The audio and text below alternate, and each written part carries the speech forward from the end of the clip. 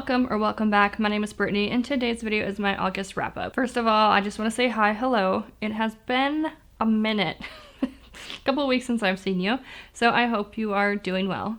Life kind of got me down and it has been hard to film and pick up the camera, so I do apologize for my inconsistency. I do have one other video I need to finish editing, and then at least for the next few weeks, at like a minimum, I'll get my monthly wrap-ups to you guys so you can know what I'm reading and all my thoughts about it. And then hopefully in the next few weeks I will be back at it and feeling better. But just to know, we are still reading. We are reading and coping. Without further ado, let's just get into all the books I read in August.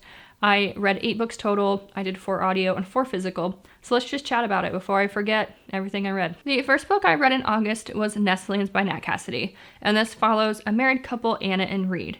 They have a 9-month-old daughter, and they are all recovering, honestly, from the very traumatic birth of their child that left Anna paralyzed from the waist down.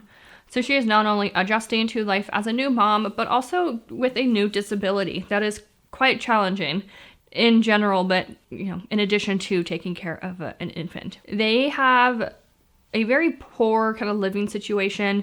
Their landlord is incredibly racist towards them and their Jewish beliefs.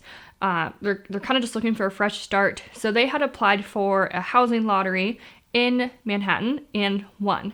So they go to look at an apartment complex at Deptford on the top floor, and it is gorgeous. It's stunning. It's like everything they wanted it to be. They decide to take the apartment after the sellers make the necessary accessibility changes that Anna needs. After moving in, things get weird. So the real estate agent is very eager to sell this house, very interested in their child, specifically like how old they are. The place is strange. You don't see any other people living at the Deptford. You see like the doorman and like one other staff member, and like that's it. And normally you would think an apartment complex would be pretty busy, especially in like an elite kind of fancy neighborhood. And then strange things start to happen. So like the windows open in the baby's room. The baby is inconsolable after moving into this new home. Like she was previously happy-go-lucky, super easy kid to take care of, and now she just screams nonstop. And then one day they start seeing weird little marks on their baby's skin. And this just all kind of escalates until we finally figure out what is actually going on at the Deptford. Some things I really liked about this story is we certainly dig into postpartum depression, anger, resentment towards her child, grief, all of that for Anna. We really do get some great insight into what it would be like to be a new mom and also have a disability. This is a dual narration, so in addition to Anna's point of view, we get to see how this affects Reed and their marriage as husband and wife, because this is a very challenging thing to navigate, not only becoming parents, but also like, again, a disability. Like this is unexpected. This was not something they thought would happen. So there's a lot of changes that they are going through as well. Anna does have some side gigs, she does, but then we see how it affects Reed being the primary breadwinner for the family. We see how Anna is dealing with being kind of cooped up at home all day, being a stay-at-home mom, managing the loss of her legs. Friendships are different, adjusting to this new apartment. There's just so many life changes they're going through. I really liked how the tension builds between Anna and Reed. Things do get pretty intense between them. We get to see more of her like immediate postpartum journey and how that has kind of affected the rest of their relationship and her motherhood journey. And when you finally figure out what's going on at the Deptford, it was very unique. I mentioned they are Jewish, so there is some Jewish lore behind what's going on, and it's not your typical like bad thing, bad creature. I really applaud Nat Cassidy's creativity when creating his monsters and all the things that they do. It is a very interesting thing that happens, and it gets pretty gross, it gets pretty gory. There's some pretty awesome moments with Anna. Even with her disability, she's kick-ass and takes names. It's pretty awesome. And she fights for her child. Like, she very much does fight for her child in this book, and it's pretty amazing. Based on a mother-child relationship, though, the book does end in a slightly different way than you would maybe expect but I think it ends in the right way. And I really liked how it ended and everything that kind of went into it. I do think if you're looking for a spooky book, this would be a great pickup for this time of year because you have like a haunted apartment. Like there's very like, I don't know, like the staff are creepy. There's gargoyles on the building. Like something is in the apartment and in their home affecting their child. Like it is very creepy, and it was a great read for this time of year. I really enjoy Nat Cassidy as an author. He is new to me this year, and I will continue to pick up his books. We're kind of like 2 for 2 on books that I've enjoyed from him. So if he's not on your radar, I think he should be. And if you pick something up from him, let me know what you think. The next book I picked up was an audiobook narrated by Saskia Maarleveld, and this is God of the Woods by Liz Moore. This book follows the Van Laar family. They are very wealthy. They have influence in a lot of places, and they own a summer camp for children. We meet Barbara Van Laar in 1975. She is sent away to summer camp, but soon after her arrival, she disappears. We also learn her older brother, Bear, had disappeared some 14 years prior. So now the Van Laar are down 2 children. And we get to figure out what happened, where's Barbara, what happened to Bear, and how these 2 timelines intersect and come together. This book definitely dives into wealth and the power the wealthy have over others. There's definitely a mystery component, kind of a thrilling aspect of trying to figure out what's going on. It does take place at a summer camp primarily, and their wealthy property that's close to it. So it definitely was a good summer read, and some of this does take place in August as well, so it was a perfect pickup this time of year. I did enjoy this story. It wasn't my favorite, but there's a lot of things I did really like about it. I think my main critique is that there were almost too many points of views. Like, we really did bounce around a lot. Like 10 plus points of views, it felt like. I haven't actually counted, but it felt like a lot. I also don't know if I like what happened in the end as far as the trope or plot device that was used. And I won't say what it is, but if you've read the book, I don't know if I like that aspect. When you have someone unreliable and they're labeled as crazy. Maybe that's about as much as I will say. I really liked how we dug into the Van Laar family and all of their drama. Some of them are not great people. We looked at like the patriarchy and how Bear and Barbara's mother was treated by their father, and just some of like the awful things that went into both of their childhoods, really. It was a very interesting story though. It was not an ending or a way I would have guessed this had played out as far as guessing what happened to the children. So if you are looking for a thriller to pick up this season, I do think this mystery thriller would be a great addition to your list. The next book I picked up was The Haar by David Sodergren, and this is marketed as a horror novel, but I would say it's a romance. And if you've read it, maybe you can see why I say that. This book follows Miriam, and she is an elderly woman living in her cute little home, kind of on a lake or ocean side, basically water side, and this cute little Scottish village.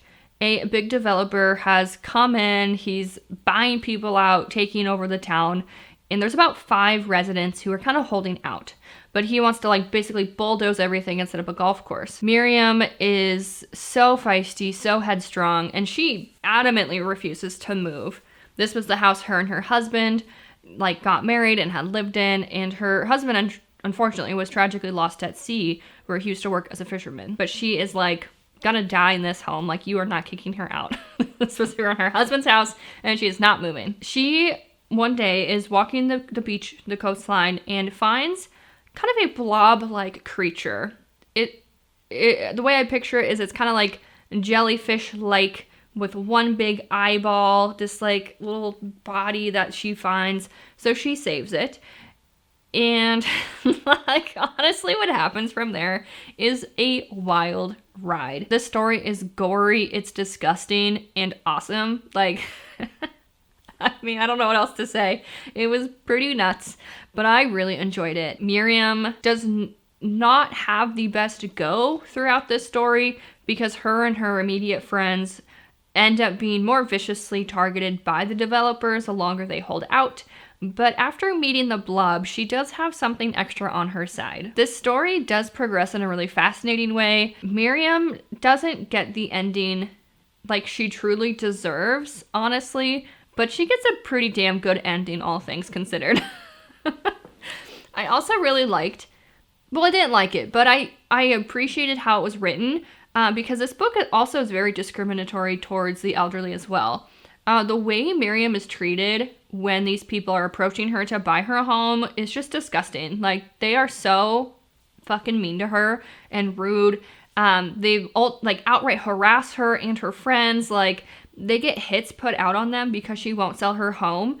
And like, truly, how do you fight against a billion-dollar corporation? Like, it's very challenging, and you get to see that. And at one point, the main bad guy's like, you're an old lady, no one gives a shit about you, I'm gonna take your home and lock you up, like, you're crazy. And just watching this happen was so infuriating. But I feel like David did a really good job writing this, because you felt for Miriam. You're like, no, girl, like, you stand up for yourself. This is bullshit. And she does. She gets her revenge, and it was disgusting and awesome. So if you're looking up for a horror book to pick up this season, I really enjoyed this one. I thought it was a lot of fun. I thought it was a beautiful love story. And if you check it out, let me know what you think, because I thought it was great. The next book I picked up was A Bride by Ali Hazelwood. This is an audiobook narrated by Therese, Plummer, and Will Dramon. Just one thing to note about this book, if you pick up the audiobook itself, is that while there are two narrators, this is not a true his and her narration style. Our main character, Misery, is a primary perspective during this book, and at the beginning of each chapter, we do get some little snippets from our male love interest, but that's about it until he has his own chapter for an epilogue. This book follows Misery, and she is a vampire in a world that vampires, human, and werewolves exist. The relationship between the three species is very tumultuous. There's many attempts at peace and deals to try to keep everyone safe from one another. Misery has spent a lot of time in the human world as collateral, so a human and vampire child of like high-standing families were swapped. So if anyone acted out, they would just like kill the child. So there's definitely incentive to behave. Misery really enjoyed the human realm. She kind of never really fit in either vampire or human place, but did really enjoy it, and ended up meeting her best friend, Serena. They have a fight one evening, and then Serena ends up missing. So Misery is very much distraught over the loss of her best friend. She doesn't know what happened. She can't find her, but she does have some theories. Kind of fast forward, she has a meeting with her vampire father, who is a very prominent figure in the vampire world, and he basically tells her she's going to enter this marriage alliance with Lo Moreland, who is the werewolf alpha. Misery actually agrees to this really without much hesitation, because she is suspicious that Serena might be somewhere stuck in werewolf territory. And this marriage alliance and living with the weres is a great chance to kind of infiltrate their society and try to track down where her friend Serena is. This book, you would think, is incredibly vibey for the fall time, with her being a vampire and there being werewolves. But it is an urban fantasy. It takes place in 2 days' time. Ali Hazelwood is known for her STEM contemporary romances, and Misery herself kind of just very much falls into that female protagonist. She is involved in computers and penetration testing, and like, she's a hacker, so she very much has her science skill in that regard. And it's just like, it's not as vibey though. Like, there's mentions and something, like, obviously she drinks blood, and you know, the werewolves and the vampires like have their things that they do and are known for, but really, like, it's more so about their relationship and trying to find Serena and figure out who else is targeting the weres, because they are also in danger. There's definitely a lot more plots and political things happening, and it's not as vibey as you would think it would be. Overall though, I will say this is very fun, very silly, very entertaining. But I will warn you, if you have not read a shifter romance before, this book is not going to be what you were expecting.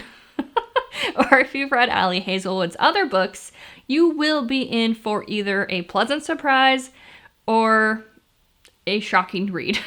With shifter romances or monster romances, a lot of times their anatomy is different. So when Misery and Lo inevitably get together, things are very different, and it is a different intimate scene than you would expect. So yeah, it might take you by surprise depending on your thoughts about that. So just kind of know going in, the intimacy scenes are going to be different, because Lo is not a human man, he is a werewolf. I'll just leave you with that. I have read my fair share of monster romances, so this was not a surprise for me. It was silly, it was entertaining, it was a fun time, it was engaging. It is what it is. The epilogue for this book does set you up for another human werewolf mated pair, so I think if and when that comes out, I'll pick it up just because it was a fun time. It was something silly to listen to. I also really liked the reveal of kind of who was the big mastermind behind everything. It was not someone I was really expecting, so the betrayal was pretty good. I thought like that third act conflict, that last final fight before the makeup, and like the final reveals of like who's behind everything. I actually thought that was really fun, surprising, and overall like it was just a silly good time. The next book I picked up was also another audiobook, and this is Good Girl, Bad Blood by Holly Jackson. This was a full cast narration, and this is book 2 in A Good Girl's Guide to Murder. This book series, if you have not picked it up, I really do recommend the audiobook for it. This book follows Pippa, and she, in the first book, is investigating the murder-suicide of Andy Bell and Sal Singh. She is doing her project in the form of a podcast, and so as you're listening to the audiobook, the production is elevated to mimic that of a podcast, which I really enjoyed. I think it's a very engaging listen. The events of the first book are pretty much wrapped up.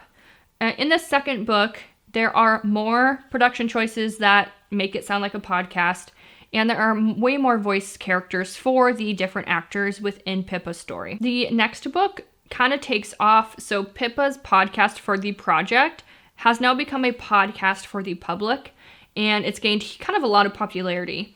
Pippa now has this reputation for being kind of an amateur detective, and one of her friends approaches her when his older brother's missing, and some of the circumstances around it just aren't adding up. And he's like, you solved the case of Andy Bell and Sal Singh, like something's up, my brother's missing, like please help.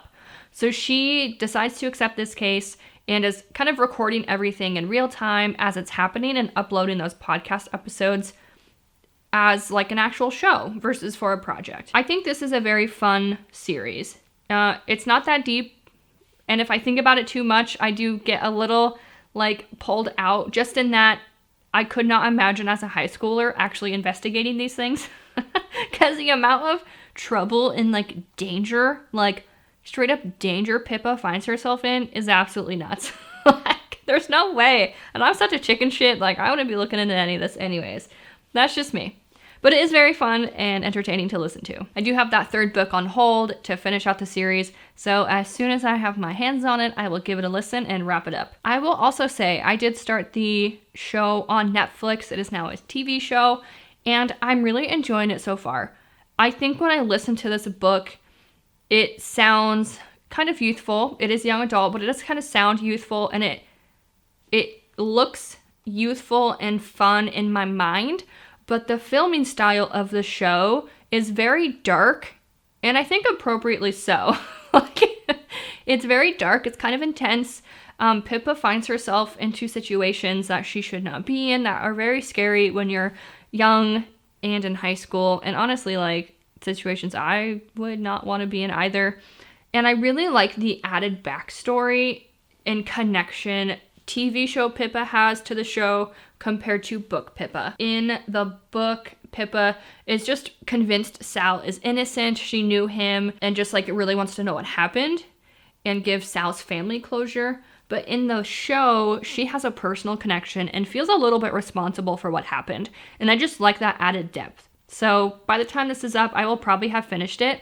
But so far, I'm really enjoying it. So I just wanted to throw that out there if you're looking for a show to binge. It's good so far, so check it out. The next book I picked up was Annibot by Sierra Greer. So, let me hold it, there we go. So this is a debut novel by Sierra, and I love this book. I thought this was great. One of my favorite things is when my coworkers ask what I'm reading, is to just tell them, like, yeah, I'm reading a book about an AI sex robot. And they are always fascinated when I say stuff like that. But yes, this book is about an AI sex robot, and it was fantastic. So this follows Annie, and in this world, there are Stellas. Stellas are your kind of pleasure robots, your pleasure sex dolls. You have nannies who take care of children, and then Abigails who do cooking, cleaning, housework, that kind of thing. There are also male versions of these robots as well. Each of these robots can basically be more humanized and have like an upgrade so they can participate and make more decisions on their own independently from their owner. Doug is Annie's owner, and he fucking sucks. Like, flat out sucks. Honestly, he is not great. It definitely could be worse for her, but what Annie goes through was actually really awful. And throughout the book, I found myself really feeling for her, even though she's a robot. Like, I think he abuses her. And then it just like brings up an interesting like thought about humanity and the way we treat not only people but things. And if we did have robots, like, where are the ethics in that? Because he does some pretty messed up stuff. He is confusing. He's hot and cold in what he wants from her. He has some unresolved relationship issues that he takes out on Annie, some toxic friendships, and he takes it out on her as well. And this is all very confusing for Annie because at her core, she wants to please him. And when he's unhappy, like, this is deeply unsettling for her. Like, her programming makes her physically uncomfortable when he's upset. And he manipulates her in various ways to take it out on her. Ultimately, Annie gets the ending she deserves and needs. It was quite a beautiful journey for her. And I really enjoyed watching their relationship, as messed up as it was, watching their relationship, but how she comes out different in the end. And it was great. I thought it was a really good time. It's definitely a lot more deep than just like AI sex robots, but that is at its core. So if you're looking for an interesting take on AI and robots, like, definitely check this out because there's a lot more to Annie than just her programming. The next book I picked up was another audiobook, and this was The Husbands by Holly Gramazio, narrated by Miranda Raison. This book starts off with our main character, Lauren, coming home after a typical night out. When she walks in the front door, though, there's a man in there she doesn't know. Her walls are a different color. The decorations around her house are different. And she's like, what the hell is going on? She quickly learns that this man is her husband, but she left the night from her house unmarried. And now she comes back and she's married all of a sudden. She learns very chaotically that every time a husband goes up into her attic, a new one comes down. And this just keeps happening. Like, there's no end in sight. At first, this is very disturbing, very concerning. But eventually she realizes that her job changes. The fact that her sister has children, like the presence of her niece and nephew changes. Her neighbors change. Her hobbies and friends, like so many different things change about her life every time a husband comes out of the attic. So she kind of goes through this, try to figure it out. But then she kind of is like, well, this just keeps happening. Like, let's keep this one because he's sexy, or let's keep that one because he's super rich. And she really does start to investigate these different lifestyles she could have had. Ultimately, she runs into some trouble when she realizes that there are things in her life that she does want or doesn't want. And then some of these husbands are a little complicated when they won't go back into the attic and kind of reset. So she does run into some trouble there. I really like this book, exploring the different lives Lauren could have lived, seeing how she handles this, and ultimately trying to figure out what to do because this doesn't seem to be stopping. So do you keep living multiple lives with multiple husbands? Do you just pick one and settle? Like, what do you do? So if you want to see how this shapes up for Lauren, definitely check it out. I really liked this story. I thought it was a super engaging listen. I thought she was a great main character. And again, it just was fun to see all the different husbands she could have had, all the different lives. And really, she learns so much about herself through the process. So definitely recommend. I feel like it's kind of been hyped lately, but I do feel like it is worth the hype. The last book I picked up in August was Chouette by Claire Oshetsky. This book was fascinating. This was such a trip. Because I truly don't know what happened. I don't know how to take this book. So this follows our main character, Tiny. She is pregnant by her husband and is convinced she is having an owl baby. She gives birth to an owl. She's raising this feral owl infant in her home. There's like bird poop on the walls. She's feeding it mice. It's like clawing and biting at her. Like, this thing is feral. But she literally birthed an owl baby. That is how it is written, at least. And I don't know how to take this book because it is very ambiguous in a sense, because you could read it face value that she had an owl baby, but I also wonder if it's more of like a metaphor for having a disabled child and the challenges that it would be to raise them. Because raising an owl baby does not sound easy. It sounds very challenging. This child is not accepted by a lot of people. She struggles with being this owl baby's mother, but also fights like hell for this child. But then she's also looked upon poorly when she's not doing the therapies her husband thinks she should be doing.